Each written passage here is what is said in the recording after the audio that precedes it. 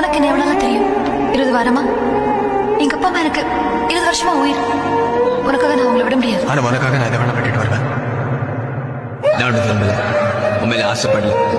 நீ அழகா இருக்குன்னு நினைக்கல, ஆனா இதெல்லாம் நடந்துனோடு பயமா இருக்க. யோசிச்சு சொல்லு. உன்னை பிரிஞ்சதால இருக்க முடியாது. நீ இல்லாம என்னால வாழ முடியாது. சக்தி, ஐ லவ் யூ.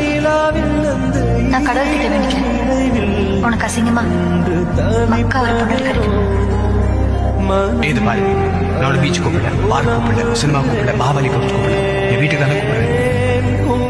இதுக்காக இது வேணா சரியா? ட்ரெயினை விட்டு குதிக்க சொல்றியா?